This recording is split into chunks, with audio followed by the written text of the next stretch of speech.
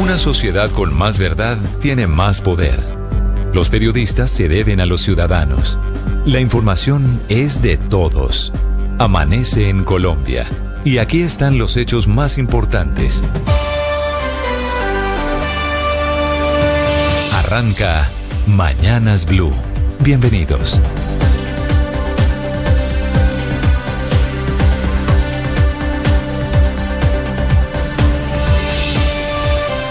Bienvenidos, buenos días, son las 5 de la mañana en punto. Los seguimos acompañando desde Mañanas Blue, hoy miércoles 18 de marzo, con un amanecer muy frío en Bogotá. A esta hora llovizna en gran parte de la capital del país. Hubo aguaceros mucho más intensos en la ciudad de Medellín en la tarde de este martes. Ya les voy a contar de una emergencia que se presenta en la vía Las Palmas, en la avenida El Poblado, en la avenida El Poblado, en la capital antioqueña. Amanecemos hablando de la crisis de la salud. La superintendencia del ramo puso en sus justas proporciones el anuncio del presidente Gustavo Petro en el sentido de liquidar las EPS que dijo que están quebradas. Dice la Supersalud que va a continuar con los procesos que viene adelantando y envió un mensaje de tranquilidad a los pacientes.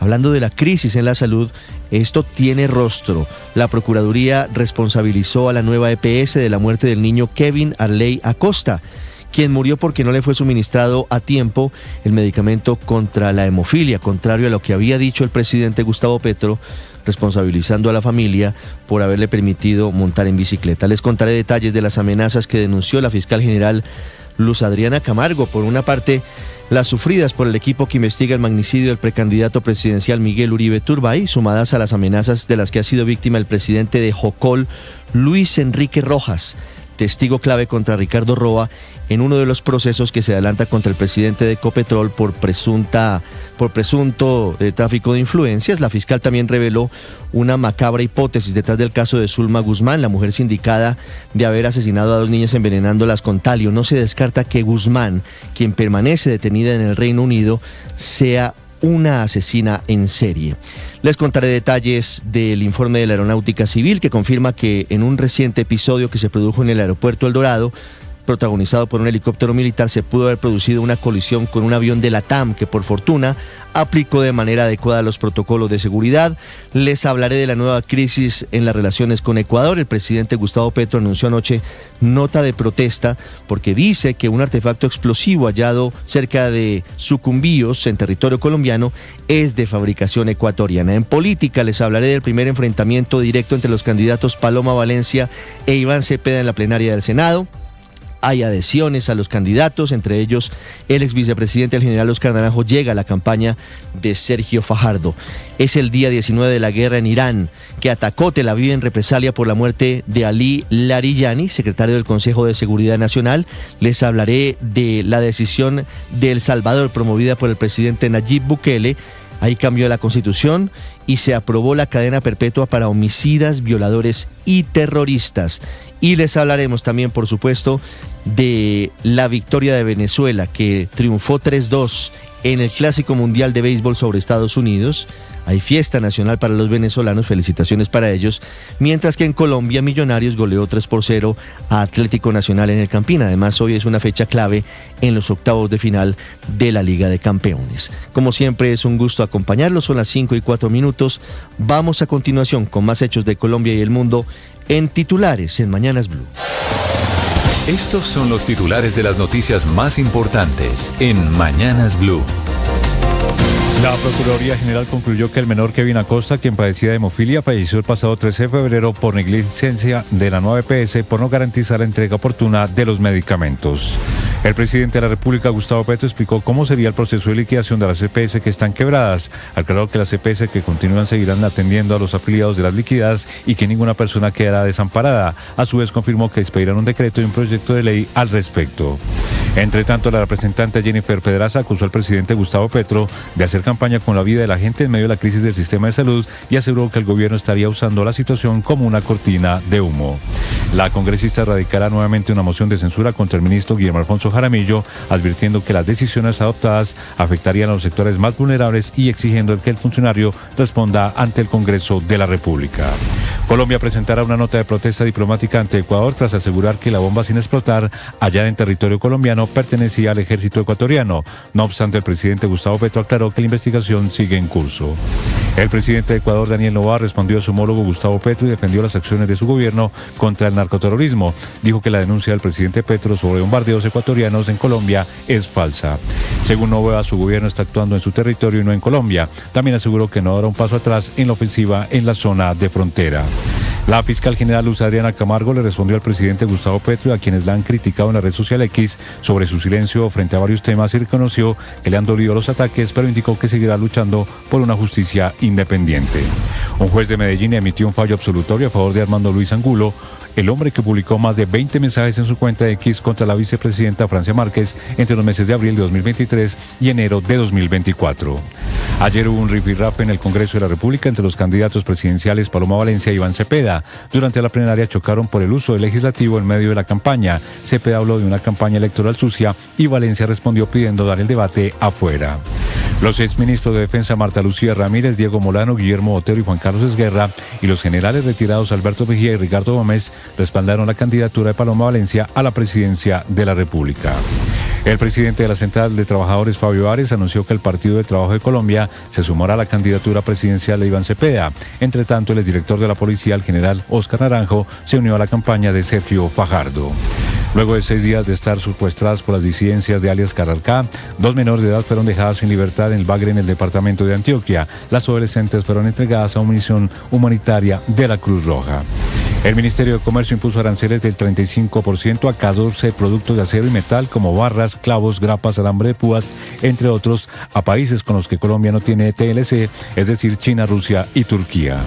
El gobierno nacional eliminó los subsidios al diésel para quemadores industriales con el objetivo de proteger la sostenibilidad del Fondo de Estabilización de Precios de los Combustibles en el país. Las deudas del gobierno nacional con el sector energético de gas a la fecha suman 9.2 billones de pesos. Solo por concepto de subsidio de gas para los colombianos de los estratos 1 y 2 ascienden a 1.14 billones de pesos, según informó Naturgas en las últimas horas. La Procuraduría sancionó a 16 funcionarios de la Superintendencia de Industria y Comercio por irregularidades en las visitas administrativas realizadas a la Registraduría y a la Cancillería en 2024. Concluyó que hubo abuso de poder. El presidente Gustavo Petro sostuvo una llamada con el mandatario de Francia, Emmanuel Macron, para hablar de la guerra en Medio Oriente. El mandatario colombiano le propuso unirse a los países que buscan mediar la situación y lograr un alto el fuego. La Asamblea Legislativa de El Salvador aprobó la reforma constitucional propuesta hace pocas horas por el gobierno de Nayib Bukele, en las que se permiten las penas de cadena perpetua para homicidas, violadores y terroristas. En Venezuela fue declarado el día de júbilo nacional y no laborable después de que Venezuela quedara campeón por primera vez del Clásico Mundial de Béisbol al derrotar 3-2 a Estados Unidos.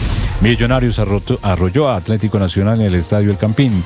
Se impuso 3-0 con autoridad, aprovechando el penal fallado por el rival y 2 expulsiones que condicionaron el partido. Ampliación de estas y más noticias en BluRadio.com. Sigan con Mañanas Blue. Estás escuchando Mañanas Blue.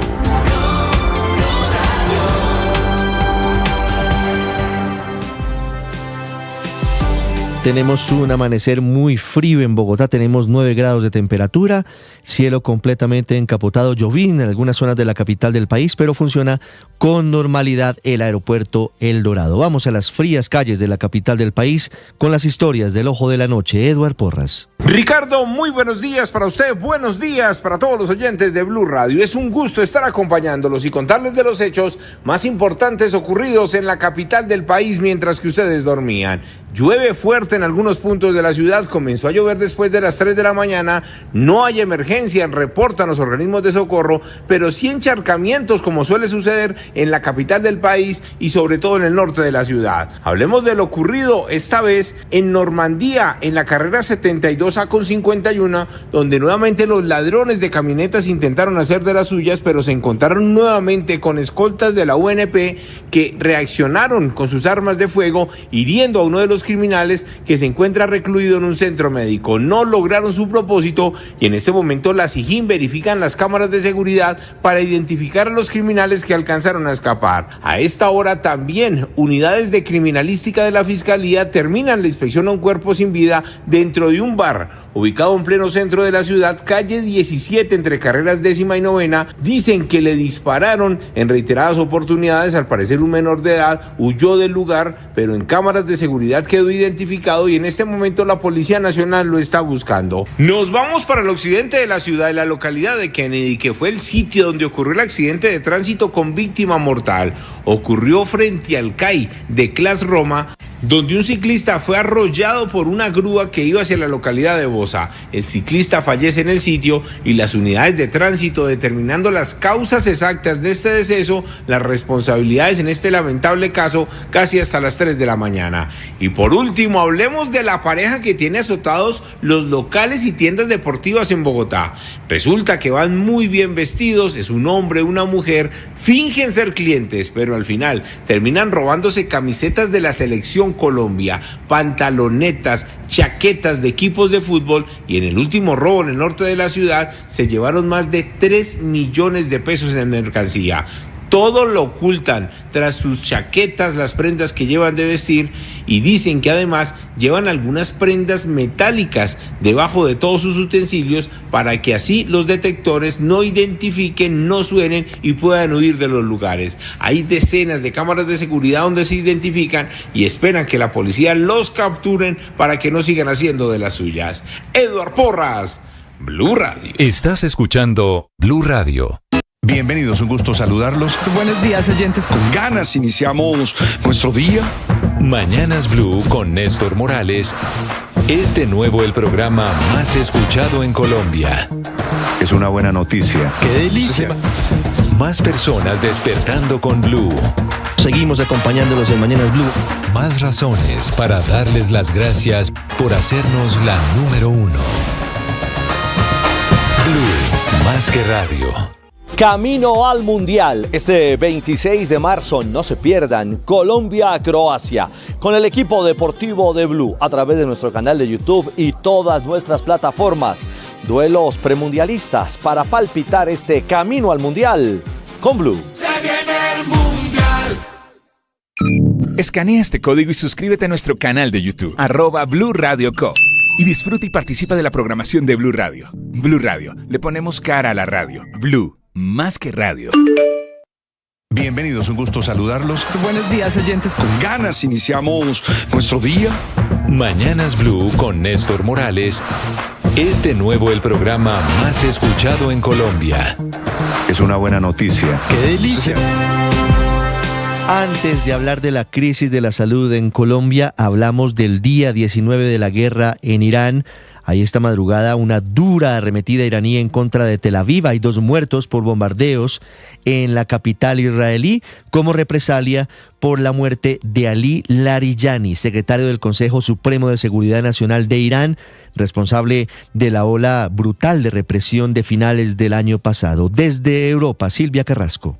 Buenos días, Ricardo. Estamos en el día 19 de la guerra de Estados Unidos e Israel contra Irán y los medios estatales iraníes han confirmado la muerte del poderoso jefe de seguridad de Irán, Ali Larijani, después de que Israel anunciara previamente que había muerto en un ataque perpetrado durante la noche del lunes. Larijani no solo era el jefe de facto de la guerra, sino que además era una figura pública del estrecho círculo del asesinado Ayatollah Ali Khamenei. Se dice que incluso que él mismo lo había elegido personalmente. El jefe del ejército iraní, Amir Hatami, amenazó con tomar medidas decisivas y lamentables en respuesta de estos asesinatos, mientras que el ministro de Asuntos Exteriores de Irán, Abbas Araghchi, afirmó que las repercusiones de la guerra nos iban a afectar a todos. La pregunta es si la muerte de Larijani, pilar del régimen, puede hacer o no colapsar la República Islámica. Lo cierto es que los ataques no han cesado por ninguna de las partes en conflicto y los países del Golfo siguen siendo objetivo bélico de Irán. En Arabia Saudita, por ejemplo, el Ministerio de Defensa afirma haber derribado 2 drones esta mañana que se dirigían hacia el distrito de las embajadas. En Emiratos Árabes Unidos, las defensas aéreas interceptaron misiles sobre Dubái sin que se reportaran heridos. Un proyectil iraní, además, impactó cerca de una base militar australiana allí en Dubái, causando daños menores y un pequeño incendio. El Ministerio de Defensa de Qatar también afirma haber interceptado un ataque con misiles mientras se escuchaban explosiones en Doha. En Israel, Israel, en tanto, se reporta la muerte de una pareja de ancianos en Ramat Gan, producto de los misiles iraníes. Y el Ministerio de Salud de Israel informó de que 192 personas han sido ingresadas en hospitales en las últimas 24 horas y que son 3.727 las personas hospitalizadas por heridas desde que comenzó la guerra, Ricardo. Y es que la guerra, Silvia, gracias, ya causa primeras consecuencias de fisuras en el grupo de gobierno del presidente Donald Trump. Renunció Joe Kent, director del Centro Nacional Antiterrorismo. El presidente Trump intenta bajarle el tono a esta renuncia. Kent dice que no podía seguir porque la amenaza de Irán no era inminente. Por discrepancias de la guerra contra Irán, renuncia este hombre que esta mañana es objeto de críticas del presidente Donald Trump. En Washington, Juan Camilo Merlano. Ricardo, buenos días. Y esta renuncia de Joe Kent ha sido como una bomba para la administración y el Partido Republicano, que ya de por sí venía batallando por mantener el respaldo sobre una guerra que entró en su tercera semana y que empezó a generar fatiga política, pero sobre todo fatiga en el pueblo estadounidense. Recordemos que en su carta de renuncia publicada en redes sociales, el hasta ayer director del Centro Nacional Antiterrorismo dice que no puede de manera consciente respaldar la guerra en Irán. Irán no representaba ninguna amenaza inminente para nuestra nación y está claro que iniciamos esta guerra debido a la presión de Israel y su poderoso lobby estadounidense, escribe Kent, quien además le pide a Trump que reflexione antes de que siga deslizando el país en la decadencia y el caos. Por supuesto que la Casa Blanca ha salido a controlar los daños de esta comunicación y se han enfocado en una frase de Kent, que Irán no era una amenaza inminente, dejando claro que eso es falso y que Kent de hecho no estaba participando en ninguna de las reuniones o sesiones informativas sobre Irán. Quien más desestimó a la hora exfuncionario fue el mismo presidente Trump. Mr. President, your Director of National Counterterrorism, Joe Kent, he just resigned today. He said he can't support your conflict with Iran. What's your reaction to that? And did you? Well, I read his statement. I always thought he was a nice guy, but I always thought he was weak on security, very weak on security. I didn't know him well, but I thought he seemed like a pretty nice guy. But when I read his statement, I realized that it's a good thing that he's out, because he said that Iran was not a threat. Iran was a threat. Every country realized what a threat. Y su comunicado siempre pensé que era un buen tipo, pero también pensé que era débil en seguridad, muy débil en seguridad. No lo conocía bien, pero pensé que era un muy buen tipo, pero cuando leí su comunicado me di cuenta que es algo bueno que ya no esté, porque dijo que Irán no era una amenaza. Irán sí es una amenaza y cualquier país se ha dado cuenta de eso, era lo que decía el presidente Trump. En el Partido Republicano también han lanzado críticas a Kent, señalando que no tienen ni idea de dónde estaba sacando su información, que Irán ha asesinado a miles de estadounidenses y además lo señalan de antisemita. Lo cierto es que esta renuncia está desnudando aún más las divisiones que hay en el gobierno Trump y en su base MAGA o de América Primero en torno a esta guerra. Kent era señalado como un trumpista pura sangre, de base, y hasta incluso se le tachó en anteriores ocasiones como conspiracionista, que defiende que a Trump, por ejemplo, le robaron las elecciones del 2020 y que el asalto al Capitolio del 2021 estuvo supuestamente infiltrado por funcionarios del gobierno Biden para hacerle daño, por funcionarios de los Estados Unidos, de inteligencia, del aparato de Estado profundo del gobierno de los Estados Unidos para hacerle daño al presidente Donald Trump. En cualquier caso, da un paso al costado y le da la espalda también al presidente Trump en lo que respecta a la guerra con Irán. Ricardo. Juan Camilo, gracias. 5:19 minutos. En Colombia hablamos de la crisis en la salud en el marco de las decisiones y los anuncios que hizo el presidente Gustavo Petro el lunes pasado en el Consejo de Ministros,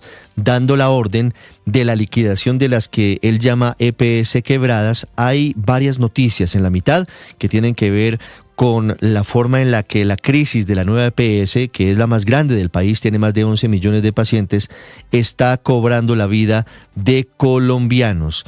el hecho más doloroso de los últimos meses, son muchos casos, pero este es el del niño Kevin Arley Acosta, un niño que tenía hemofilia, un niño que murió, según determinó la Procuraduría, porque la nueva EPS actuó de forma negligente y no le suministró el medicamento que necesitaba. No murió por negligencia de la familia, como lo sugirió el presidente Gustavo Petro. Sergio Barbosa. Ricardo, buenos días. El pasado 13 de febrero la muerte del niño Kevin Acosta, quien padecía de hemofilia, generó gran indignación en el país. Una investigación reciente de la Procuraduría estableció que la muerte del menor ocurrió por negligencia de la nueva EPS por no suministrarle el medicamento para tratar esa enfermedad. De acuerdo con el informe del Ministerio Público, la responsabilidad recae sobre la nueva EPS, que no aseguró la entrega del fármaco indispensable para el control de la hemofilia, lo que dejó al niño en una situación clínica crítica durante varias semanas. Esta investigación estableció además que el menor estuvo cerca de 2 meses sin recibir el tratamiento luego de que la IPS Medicarte suspendiera la entrega del medicamento a sus pacientes por falta de pago por parte de las EPS. Posteriormente, la IPS Integral debía asumir la atención de los usuarios, pero tampoco pudo hacerlo porque no recibía los recursos correspondientes, lo que dejó a varios pacientes sin cobertura efectiva. En ese sentido, la Procuraduría también va a abrir una investigación disciplinaria contra el interventor de la nueva EPS, Oscar Galvis, y además compulsó copias a la Fiscalía para que se investigue a las personas a que hayan tenido alguna responsabilidad en el fallecimiento del menor Kevin Acosta. Sergio Barbosa, Blue Radio. Sergio, la familia del pequeño Kevin, a quien vemos ahí en las imágenes desde Santander, espera que este sea el inicio de una serie de decisiones judiciales en contra del Estado y en contra de los funcionarios que pudieron haber actuado con negligencia. Desde Bucaramanga, Javier Rodríguez. Ricardo, buenos días. Precisamente desde Charalá, donde fue sepultado el niño Kevin Acosta, los familiares del menor, a través de su abogado Manuel Villanueva, señalaron que la decisión de la Procuraduría contra la nueva EPS por su omisión que llevó a la muerte del pequeño que sufrió hemofilia es un avance para la verdad del caso. Aseguran además que hay otros 3 procesos judiciales en contra del Estado. Nosotros ya iniciamos unas acciones a través de varios tribunales que están avanzando contra del Estado para tratar de proveer justicia en el caso de Kevin Arley. Confirma el fallo de la Procuraduría es que hubo una omisión por parte de esos funcionarios de la nueva EPS. El abogado Villanueva, quien hace parte de este proceso en representación de la familia del pequeño Kevin Acosta, espera que en próximos días la Fiscalía también se pronuncie sobre este mismo direccionamiento que tiene la Procuraduría sobre la omisión precisamente de funcionarios de la nueva EPS que llevaron a la muerte del pequeño Kevin. Tiempo seco en Bucaramanga, Ricardo, 20 grados de temperatura. Javier, Kevin Arley Acosta no es el único paciente, no es la única víctima de la negligencia de la nueva EPS. También falleció en los últimos días Jason Pinzón, un joven que duró 4 meses esperando una autorización para un tratamiento en contra de la leucemia. Falleció el pasado fin de semana. Desde Tunja, Jairo Niño. Ricardo, buenos días. Jason Javier Pinzón era un joven de 20 años, aferrado a la vida, con la esperanza intacta, pero su historia se apagó antes de lo que él y su familia habían imaginado. Así solicitaba ayuda para que la nueva EPS le entregara su medicamento para seguir batallando contra la leucemia. Cordial saludo, mi nombre es Jason Pinzón, tengo 20 años, fui diagnosticado con una patología oncológica en febrero de 2025. Me fue formulado el medicamento llamado Blinatumomab en octubre de 2025, medicamento el cual no he recibido hasta la fecha por parte de nueva EPS. Durante meses, este fue su clamor. La autorización llegó apenas el 10 de marzo, pero Jason murió 4 días después, sin alcanzar a recibir el tratamiento. Javier Sandoval, familiar. Lo doloroso es que sí había diagnóstico, sí había especialistas y sí había tratamiento. Lo que faltó fue oportunidad. Por eso hoy contamos su historia y hacemos un llamado al gobierno y a las autoridades de salud para que estas circunstancias no sigan repitiendo en ningún otro paciente. Con un fuerte suspiro, Ronald Ruiz, uno de sus mejores amigos, recordó ese mensaje que nunca respondió. Pues el sábado yo le escribí que cómo seguía y no me respondió nada. Más tarde le volví a escribir y en la noche le envié un último mensaje guardando pues la esperanza de que me lo respondiera. Y recuerdo que yo le iba a decir que por qué no me respondía, que me había asustado, ¿no? Pero no, nunca me respondió. La Defensoría del Pueblo, por medio de la red social X, se pronunció sobre el doloroso caso. Abro comillas, desgarrador. Una respuesta oportuna habría podido ser la diferencia entre la vida y la muerte, y lo puede estar significando para otros pacientes en espera. Cierro comillas. La historia de Jason se suma a la de muchos pacientes que hoy ven desvanecerse la esperanza mientras esperan tratamientos de los que depende su vida. Desde Tunja, Boyacá, Jairo Niño, Blue Radio. Jairo, esto se da en el marco del anuncio del presidente Petro de liquidar a las EPS quebradas. Si eso se hiciera de esa forma, la primera que tendría que correr ese camino y correr esa suerte sería la nueva EPS. Tiene un crecimiento de su deuda de un 198% entre 2022 y 2025, tiene una deuda de más de 21 billones de pesos y es la más grande del país, como les digo, tiene más de 11 millones de pacientes. Habla la presidenta de ASEMI del gremio de las EPS del régimen contributivo, Ana María Vesga. Pensemos que es la mitad de la población asignada a dónde. Si el movimiento que se está previendo es liquidar unas de esas intervenidas para llevar la población a la nueva EPS, estaríamos hablando de un movimiento de cerca de 12 millones de personas.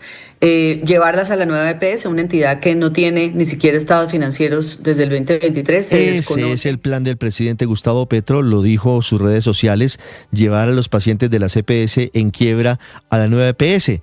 Pero no solamente es esa la que está en crisis. Famisanar, que tiene 2,5 millones de pacientes, Asmedsalud con 1,8 millones, Emsanar con 1.700.000, Savia Salud con 1.600.000, SOS con 750.000, Capresoca con 170.000 y Cosalud con 3.200.000. Sin embargo, anoche hubo un comunicado de la Superintendencia Nacional de Salud enviando un parte de tranquilidad frente a lo dicho por el presidente Gustavo Petro, parte de tranquilidad para los pacientes. Nicole Buitrago. Ricardo, buenos días. En un comunicado de la Superintendencia de Salud, tras el anuncio del presidente Gustavo Petro, aseguró que de esta manera van a hacer un debido proceso para tomar las decisiones que sean necesarias para garantizar el derecho a la salud de los colombianos. Le advirtió a clínicas y hospitales, pero también a las EPS, que deben seguir cumpliendo de forma estricta su rol. Adicional, recordemos que esta es la única entidad autorizada para ordenar una medida de liquidación a una EPS, como lo ordenó el presidente Gustavo Petro. Sin embargo, el gobierno está preparando este plan para transformar el futuro de la salud en Colombia e incluso el mismo presidente a través de su cuenta de X ha dicho que la orden es cerrar las EPS que no tengan buenos indicadores de operación y dentro de esa lista encontramos a Famisanar, Asmedsalud, Emsanar, Savia Salud, Cosalud, Servicio Occidental de Salud y Capresoca. No está dentro de la lista la nueva EPS que también hoy está intervenida por el gobierno nacional. Pues el gobierno tiene otro plan para esta entidad y es convertirla en la aseguradora de salud más grande del país.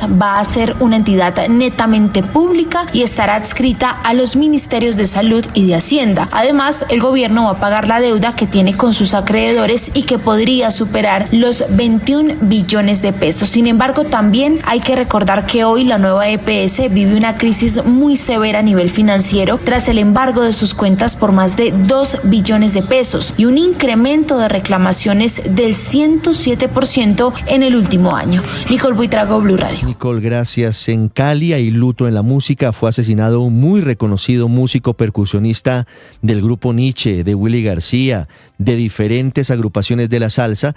Fue víctima de los atracadores y fue asesinado en Cali. Hugo Mario Palomar.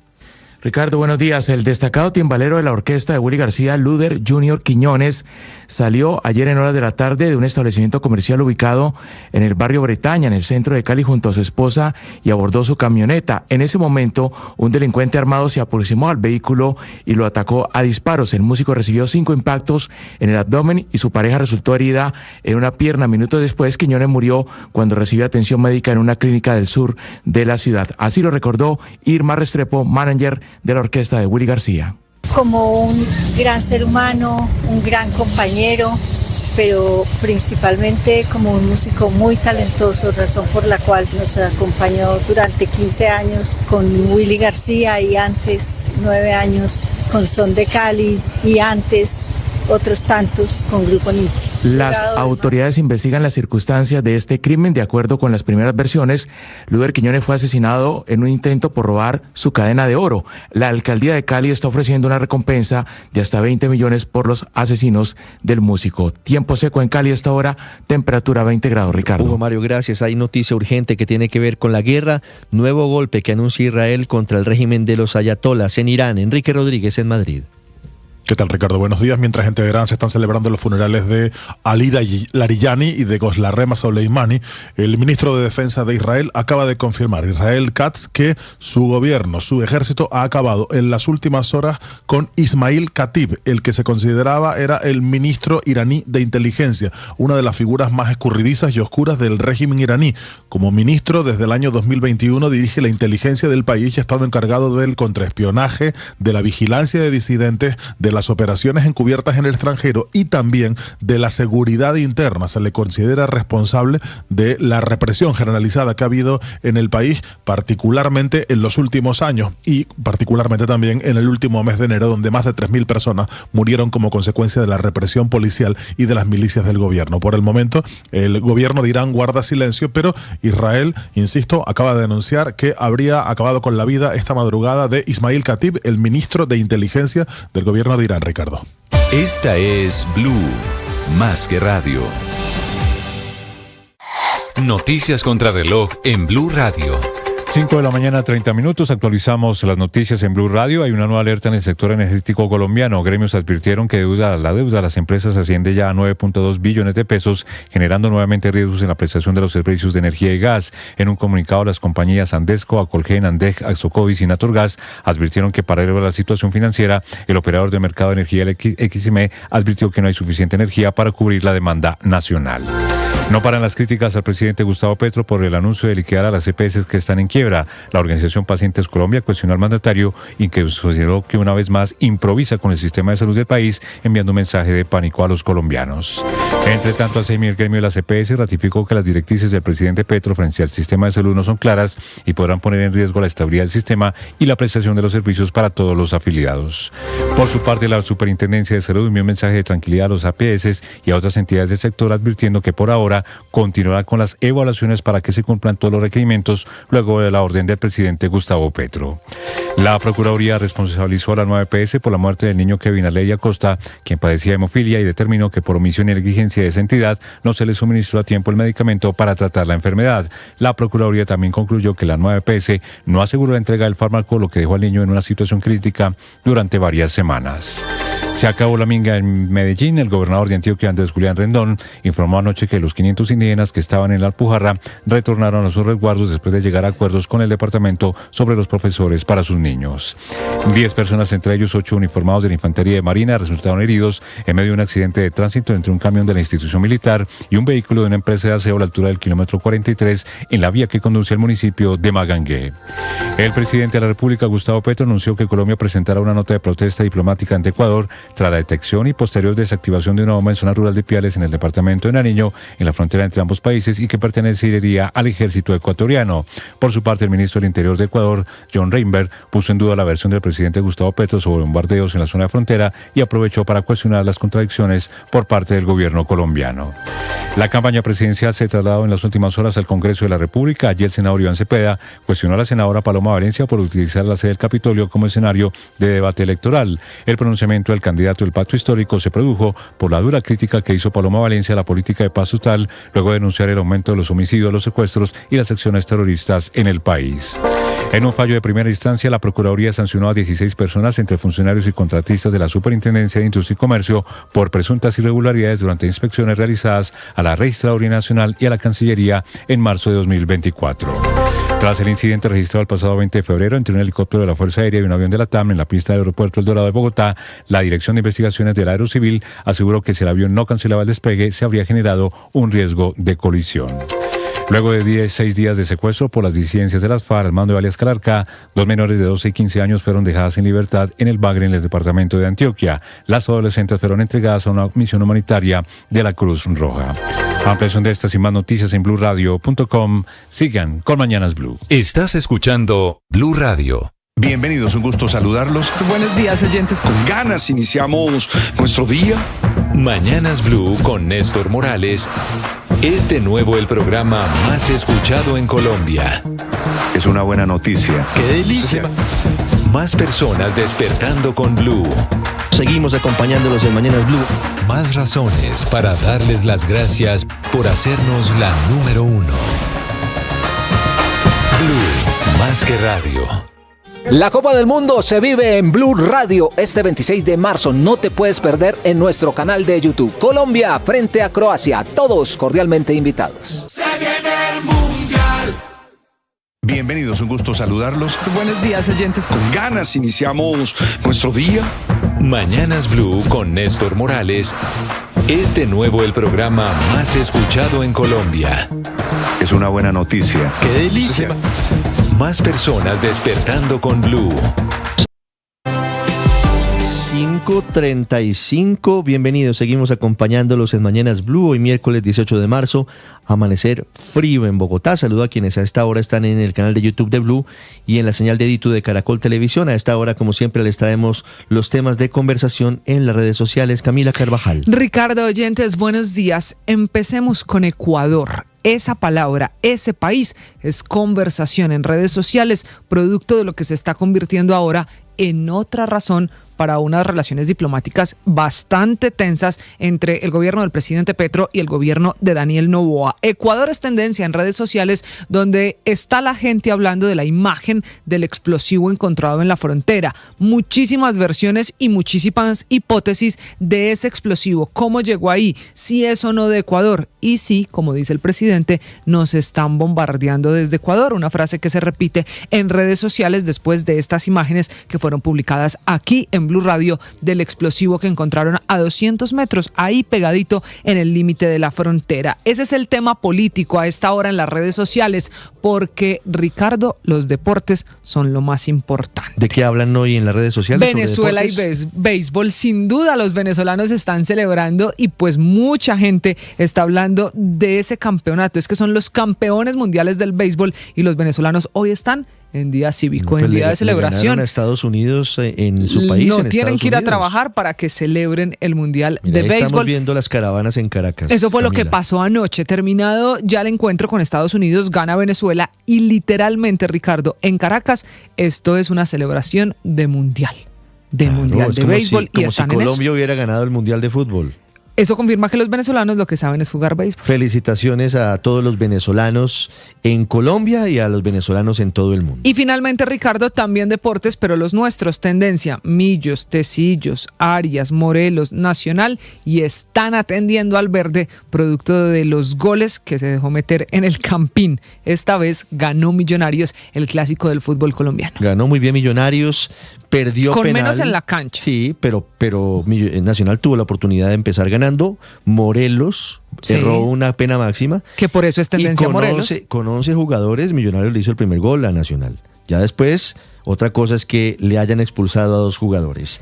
Lo que pasó en el Campín anoche y lo que pasa hoy en la Liga de Campeones, Juan Guillermo Gómez. Buenos días, noche difícil para Nacional en Bogotá, en un clásico que comenzó con ilusión, pero que terminó desmoronándose entre errores, expulsiones y un rival que no perdonó. El equipo verdolaga tuvo en sus manos la oportunidad de golpear primero, pero dejó escapar el partido demasiado temprano. Al minuto 14 llegó la acción que pudo cambiar la historia. Remate desde fuera del área, mano de Jorge Arias y penal sancionado tras revisión de VAR por el árbitro John Ospina. Alfredo Morelos asumiría la responsabilidad del cobro, pero falló enviando el balón por encima del arco. Y el golpe fue inmediato, porque al minuto 15, en la jugada siguiente, Millonarios encontró el 1-0 con un cabezazo de Contreras tras el centro de Sarabia, peinada previamente por Sebastián del Castillo. A partir de ahí, todo se hizo cuesta arriba para el equipo dirigido por Diego Arias. Al minuto 33, William Tecillo vio la segunda amarilla y dejó a Nacional con 10 hombres. Y en el arranque del segundo tiempo, al minuto 49, Jorman Campuzano fue expulsado tras un cabezazo sobre Contreras, dejando al equipo con 9 y prácticamente sin margen de reacción. Millonarios aprovechó la superioridad superioridad y al minuto 60 Mateo García marcaría el 2-0. Pero ahí no terminaría la tortura para los verdolagas, porque al minuto 83 Leo Castro marcaría el 3-0 definitivo del partido. Con este resultado, Nacional sigue siendo líder del torneo con 24 puntos y Millonarios escala hasta la octava posición de la tabla con 17 puntos. Estas fueron las palabras del profe Fabián Bustos tras la victoria de Millonarios. Creo que fue uno de los partidos que más situaciones de gol creamos o tuvimos. Obviamente tiene que ver con la ambición que teníamos por ganar, y luego ya cuando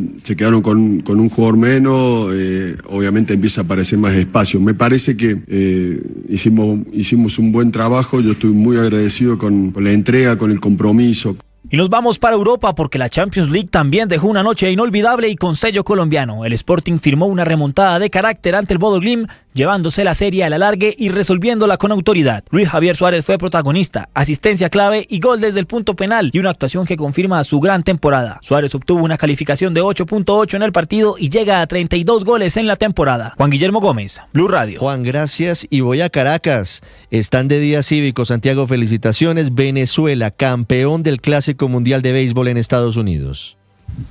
Sí, Ricardo, buen día. Ante poco más de 36.000 personas en Miami, aunque parecía Caracas por la altísima presencia de venezolanos, pues el equipo logró finalmente la medalla de oro, el campeonato en el Clásico Mundial de Béisbol, en lo que fue esta sexta edición del torneo. El partido bastante cerrado. De hecho, Venezuela ganó 3-2 al final del juego. Estuvo ganando 2-0 hasta el octavo inning.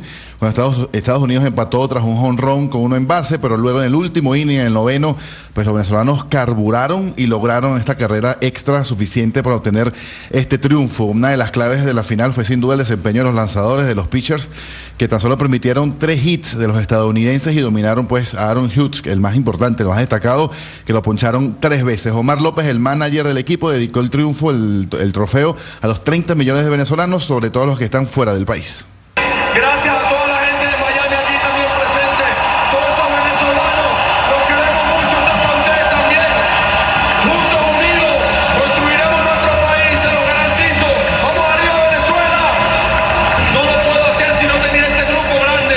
Johan, toda nuestra gente, todos los scouts, gracias, gerente de operaciones, somos uno grande. Anoche estuvimos hasta tarde trabajando para darle esta alegría a ustedes y a todo el país. Gracias. Por supuesto, desde anoche y buena parte de la madrugada, Ricardo, no faltaron las caravanas y las celebraciones en las calles. Los venezolanos pues se lanzaron con banderas, con pitos, a gritarle al mundo que el mejor país con béisbol en este momento es Venezuela, y por supuesto muchos intentaron pues celebrar y relacionar todo esto con todo lo que viene ocurriendo en enero, además que fue ante Estados Unidos. Ricardo. Estás escuchando Blue Radio.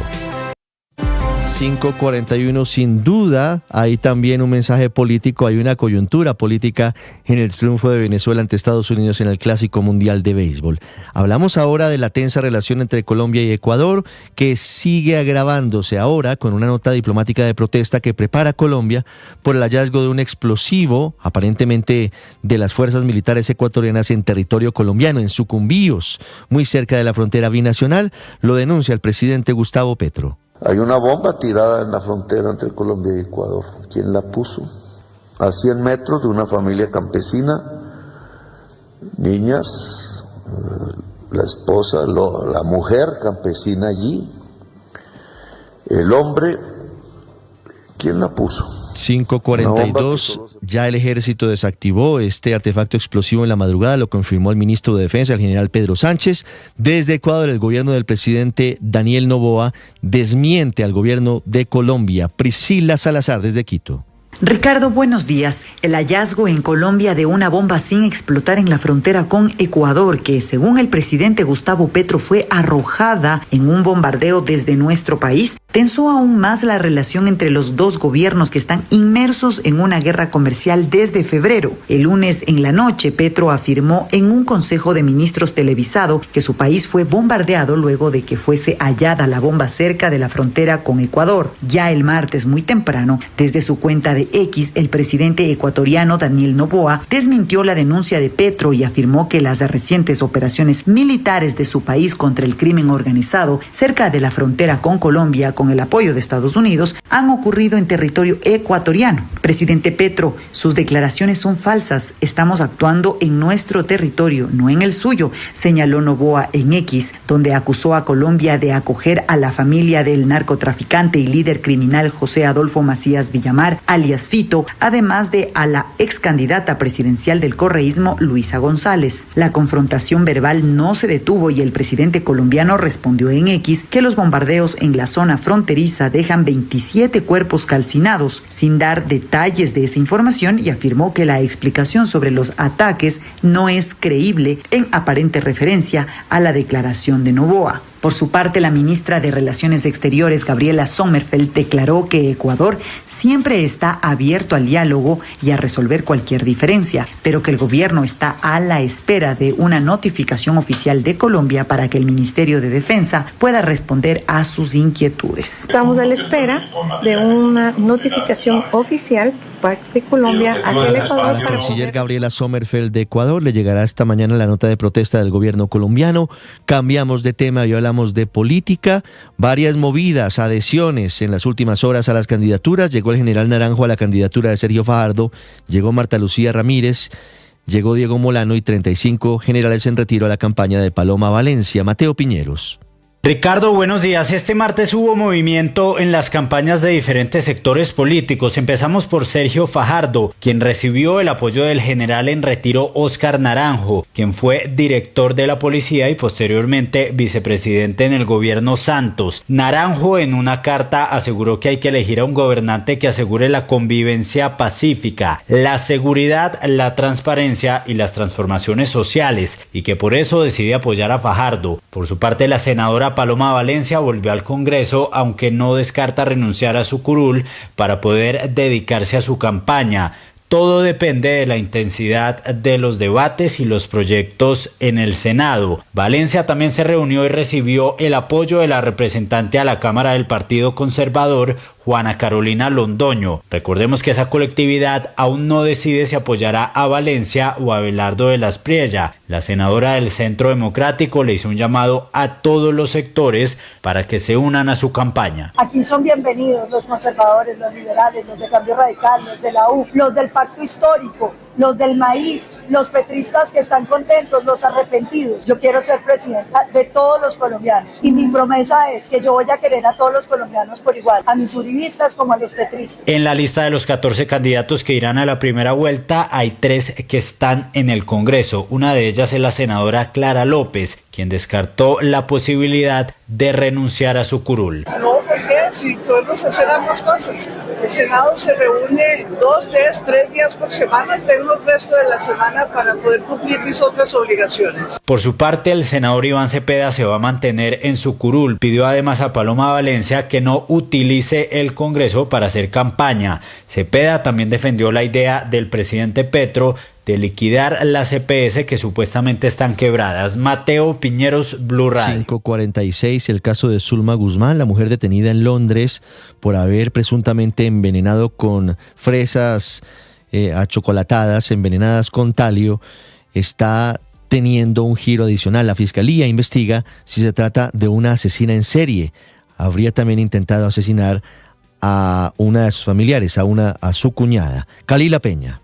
Ricardo, buenos días. Como una posible asesina serial, así está evaluando calificar la Fiscalía el caso de Zulma Guzmán, al existir otros presuntos intentos de envenenamiento con talio. Entre las nuevas víctimas que hacen parte de la investigación del caso, aparece Elvira Restrepo, cuñada de la mujer de 54 años recluida en Reino Unido. Según la investigación, en enero de 2025 habría recibido en su vivienda un domicilio con chocolates presuntamente contaminados con talio. De acuerdo con la información conocida, la mujer alcanzó a consumir parte del producto, lo que le generó afectaciones en su salud. Habla la fiscal. Ha encontrado evidencia científica que corroboraría un episodio de envenenamiento similar, en unas características muy similares, lo cual nos hace pensar en que podemos estar ante ante un tema de un episodio de asesinato serial. Restrepo fue atendida en la Fundación Santa Fe de Bogotá, el mismo centro médico donde fueron trasladadas y fallecieron las menores afectadas en el episodio ocurrido en abril. Actualmente, según los reportes, la mujer continúa en tratamiento en Estados Unidos. Además, las autoridades han identificado una segunda posible víctima, conocida preliminarmente como Catalina, a partir de registros de empresas de domicilios que evidenciarían una tercera solicitud de entrega de alimentos presuntamente contaminados. Por ahora, la extradición de Zulma Guzmán está en medio de verificaciones de los centros carcelarios disponibles en Colombia, como la cárcel La Picota. Calila Peña, Blue Radio. La terrible historia, la de Zulma Guzmán. Vamos a Medellín. Se levantó la minga indígena que mantuvo 2 días bloqueado el centro administrativo La Alpujarra en la capital antioqueña. Héctor Santamaría. Ricardo, buenos días. Luego de 68 horas de manifestación en la minga indígena salió de Medellín, donde permanecía en inmediaciones del centro administrativo La Alpujarra, luego de llegar a algunos acuerdos con la gobernación de Antioquia. En videos quedó registrado en medio del fuerte aguacero cómo salieron a sus lugares de origen en buses y chivas. Quedó el compromiso de revisar temas como salud, educación y otros. Al respecto, María Patricia Giraldo, subsecretaria de Derechos Humanos de la gobernación de Antioquia. 5:49 minutos. Regreso con usted en segundos, Héctor, porque en Barranquilla, en el Cortizos, aeropuerto que sirve a la capital del Atlántico, se presentó una situación de emergencia este martes. Hubo una alarma de bomba que fue finalmente descartada. Vanessa Saldarriaga. Ricardo, buenos días. Fueron momentos de angustia e incertidumbre. Todo empezó por el olfateo que 2 perros de la unidad antiexplosivos realizaron a una maleta en el muelle internacional hacia el mediodía de este martes, lo que activó las alertas por la posible presencia de una bomba. Solo en cuestión de minutos fue evacuado el terminal aéreo en su totalidad hasta la torre de control, pero en la pista de aterrizaje estaba a punto de despegar un vuelo de Avianca que iba hacia Bogotá. Los pasajeros terminaron en la mitad de la pista con sus maletas en mano mientras les decían que esperaran porque parecía que una bomba estaba cerca a ellos. Así lo contó Juan Carlos Viloria. De repente, la chica que tengo al frente mío nos dice, salgan. Yo no alcancé a escuchar con claridad lo que decía el piloto, porque sabes que a veces uno entiende que el piloto está dando las mismas indicaciones de siempre, pero cuando ella nos hace con señas y nos... Por la emergencia fueron desviados 3 vuelos hacia el aeropuerto de Cartagena, luego de confirmarse que no había presencia de explosivos y fue autorizado el ingreso inmediato de pasajeros para poder reanudar con las actividades aéreas. Barranquilla amanece hoy con 27 grados.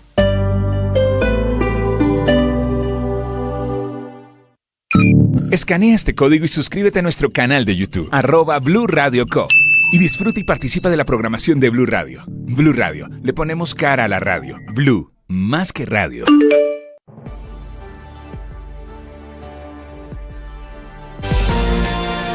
El pasado 20 de febrero estuvo a punto de ocurrir una tragedia en el aeropuerto El Dorado. Estuvieron a punto de chocar en el aire un avión de LATAM que llevaba más de 200 pasajeros a San Andrés y un helicóptero del Ejército. Se conocieron los resultados del más reciente informe de la Aeronáutica Civil.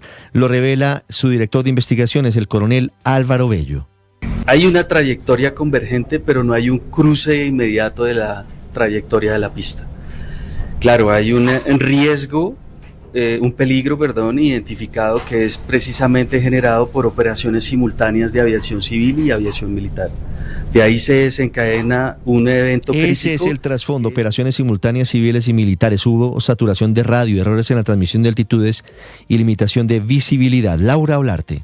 Ricardo, muy buenos días. El Ministerio de Transporte puso en marcha nuevas reglas para el tránsito aéreo tras confirmarse que un accidente estuvo a punto de ocurrir en El Dorado. La investigación de la Aeronáutica Civil concluyó que la noche del 20 de febrero, si el avión comercial hubiera despegado, la colisión con un helicóptero militar habría sido inminente en el aire, debido a una trayectoria convergente y a una pérdida de separación entre ambas aeronaves. Ese día, un vuelo de LATAM Airlines con 157 pasajeros rumbo a San Andrés tuvo que frenar en seco su despegue porque un helicóptero de la Fuerza Aérea se atravesó en la ruta, generando una situación crítica que obligó incluso a evacuar la aeronave por el sobrecalentamiento de sus ruedas. Tras el informe, el gobierno fue contundente. Se prohíbe como regla general el cruce de helicópteros sobre El Dorado, salvo en casos excepcionales, y se reforzarán los protocolos, la comunicación entre pilotos y controladores y la supervisión en la torre de control para evitar nuevas fallas. Así lo aseguró la ministra de Transporte, María Fernanda Rojas. La idea es que ese protocolo protocolo defina rutas, alturas, condiciones de autorización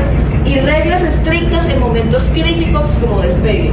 Y retomo un dato muy importante que dio el coronel, y es que en el aeropuerto El Dorado, cada 30 o 45 segundos hay un despegue o un aterrizaje. Desde la TAM, la aerolínea respaldó a su tripulación y aseguró que actuó correctamente. Se aplicaron los procedimientos priorizando la seguridad. Además, calificó como clave la revisión de protocolos para evitar que un episodio como este vuelva a poner en riesgo la vida de cientos de pasajeros. Laura Olarte, Blue Radio. Laura, gracias.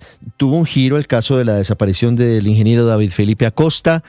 No estaba secuestrado, él decidió irse para otra ciudad. Aparentemente este hombre formaba parte de una red que formaba una pirámide que se hacía transacciones a través de oro. Nicolás Rodríguez. Ricardo, buenos días. Sí, señor, pues justamente desde la Policía Metropolitana de Bogotá aseguraron que este hombre, David Felipe Acosta Botina, un ingeniero de 27 años, desaparecido desde el 1 de marzo, cito lo que dijo el general Cristancho, salió por sus propios medios de la ciudad. Sin embargo, fuentes cercanas a la investigación aseguran a Blue Radio que este hombre había tomado la decisión de salir de la ciudad, ya que presuntamente estaría involucrado en temas relacionados con una estructura piramidal que supuestamente estaba trabajando con oro en Bogotá. Por su parte, el general Giovanni Cristancho, el comandante de la Policía Metropolitana de Bogotá, también aseguró que la familia nunca recibió llamadas extorsivas. Entre tanto, según las fuentes cercanas, hay una lista de supuestas personas víctimas de esta estructura piramidal. Y entre tanto, cabe resaltar además que el mismo general Cristancho, al inicio de esta semana, descartó que este caso se tratara de un paseo millonario o un secuestro, y que más bien estaría vinculado con un presunto caso de ajuste de cuentas por deudas económicas. Justamente la aparición, o más bien ubicación, la confirmó ayer su madre, Piedad Botina, y aseguró que no se encontraba dentro de Bogotá y que además la investigación continuaba por parte del Gaula de la policía. Muy bien, Nicolás, gracias. 5:54 minutos y hablamos ahora de la historia del asesinato de Néstor Acosta, funcionario del acueducto de Bogotá. Todavía no es claro si fue asesinado porque iban a robarlo o fue un caso de sicariato. Anoche hubo una velatón en el sector del Salitre donde ocurrió el crimen, velatón que hicieron sus amigos y sus compañeros del acueducto de Bogotá. Allí estuvo Juan Andrés Beltrán. Ricardo, buenos días. En el mismo lugar donde perdió la vida a manos de criminales, familiares y amigos rindieron homenaje a la memoria de Néstor Harry Acosta. Sebastián Pardo es su sobrino. Bueno, primero que todo le quisiera dar las gracias a todas las personas que vinieron a celebrar la vida de mi tío, el cual era un gran hombre, un gran padre, gran hermano, gran esposo, una gran persona. Con velas blancas iluminando la foto de Néstor, sus familiares enviaron un contundente mensaje en contra de la violencia. Llamado a los colombianos porque tenemos que aprender el valor de la vida humana. Un celular, una bicicleta, un computador que se robe no le va a cambiar su vida, pero sí le afecta la vida a cientos de personas, como pueden ver, y la verdad que este país se merece algo mejor. El lamentable hecho ocurrió en la tarde de este lunes en el barrio El Salitre Occidente de Bogotá. La grabación de la cámara de seguridad muestra las 2:12 de la tarde. Néstor había dejado a su esposa en el bus y esperaba tomar el suyo para regresar a su trabajo en el acueducto de Bogotá después del almuerzo. Y sacó el celular para calcular la llegada de la siguiente ruta. Kelly Gómez, su amiga, lo esperaba en el trabajo. Porque siempre que él salía a almorzar, siempre decía, buen almuerzo, Charlotte. Y ayer, cuando llegué, ya se había ido. La grabación devela a un sujeto que en cuestión de segundos se lanza sobre la víctima. Forcejean y allí Néstor queda tendido en el piso. Al parecer el ladrón en ese instante le disparó en 3 oportunidades quitándole la vida. Luego huye en una motocicleta del lugar. Ya son las 3 de la tarde. Qué raro que no haya regresado Néstor Harry. Vimos la noticia en redes sociales. El CTI de la Fiscalía asumió la investigación para dar con los criminales que cegaron la vida de otro ciudadano en Bogotá. Juan Andrés Beltrán, Blue Radio. Juan, gracias. Y ahora la economía. Víctor Grosso. Buenos días. Los gremios más destacados del sector energético están realizando una advertencia conjunta por varias cosas que están sucediendo y que, dicen ellos, generan riesgos muy grandes sobre la prestación de los servicios de energía y gas. El llamado es porque a las empresas del sector les adeudan ya 9,2 billones de pesos, de los cuales 3,5 billones corresponden a subsidios que reciben los hogares vulnerables, 2,2 por la opción tarifaria que el gobierno prometió pagar desde hace rato con el presupuesto público y nada que lo hace, 2,1 billones por la deuda de la empresa Aire con con el sector y 1,4 billones por deudas de entidades oficiales. Gremios como Andesco, Acolgen, Andeg, Azocodis, Naturgas y Cercolombia coinciden en que el país no se ha apagado de milagro, gracias a un esfuerzo sin precedentes de las empresas que han tenido que endeudarse para garantizar el servicio, pero sin una solución a la vista, la situación se puede complicar. Dicen que el sector está en cuidados intensivos y piden al gobierno actuar para mejorar el flujo financiero de toda la cadena energética, evitando riesgos de apagón. Pero esta billonaria deuda no es lo único. Advierten los gremios que la relación entre oferta de energía en firme y demanda ya es negativo y que el déficit podría ser del 2% este año, subiendo al 3,5% para el 2027, lo que para ellos es alarmante. Es decir, la capacidad para garantizar el consumo de energía de los colombianos es insuficiente, dejándonos muy vulnerables ante choques adversos. De hecho, están pegados al techo por la posibilidad de un fenómeno de El Niño en los próximos meses. Víctor Grosso, datayfx.com. Entra a @Blue Radio Co. Te lo repito, @Blue Radio Co. en YouTube y suscríbete. Y disfruta y participa de la programación de Blue Radio. Blue Radio, le ponemos cara a la radio. Blue, más que radio. Se viene el mundial, la fiesta va a empezar. Con Blue todos disfrutan, nadie se nos queda atrás. Se viene el mundial, la fiesta va a empezar. Se juega en los estadios, se vive en Blue Radio. Te vamos informando cómo se prepara nuestra selección. Blue más que radio, es pura pasión. En la pantalla, en la radio o en el celular. Vamos Colombia a celebrar que vamos para el mundial. Desde USA, México y Canadá. La fiesta del fútbol a todo el mundo llegará. Porque viene el mundial, la fiesta va a empezar. Con Blue todos disfrutan, nadie se nos queda atrás. Se viene el mundial, la fiesta va a empezar. Se juega en los estadios, se vive en Blue Radio. El mundial se ve en Blue. Hola amigos, un saludo a todos. Los invitamos para que este próximo 26 de marzo disfruten del partido de nuestra selección colombiana frente a Croacia, partido de preparación. Además, porque lo van a poder tener en la comodidad del canal de YouTube. Así que no lo podemos perder. El próximo 26 de marzo se refuerza nuestra selección colombiana. Preparación rumbo a la Copa del Mundo 2026. Colombia-Croacia, nuestro canal de YouTube. Se viene el mundial. Escanea este código y suscríbete a nuestro canal de YouTube, @Blue Radio Co. Y disfruta y participa de la programación de Blue Radio. Blue Radio, le ponemos cara a la radio. Blue, más que radio. El periodismo no tiene apellidos. Es siempre honesto, independiente y comprometido con la verdad. El periodismo no es amigo del poder, lo vigila. Hoy, Mañanas Blue les ofrece periodismo con contexto. Las dos caras de la moneda, sin exageración, sin especulación. A partir de este momento, Mañanas Blue es periodismo en radio. Bienvenidos.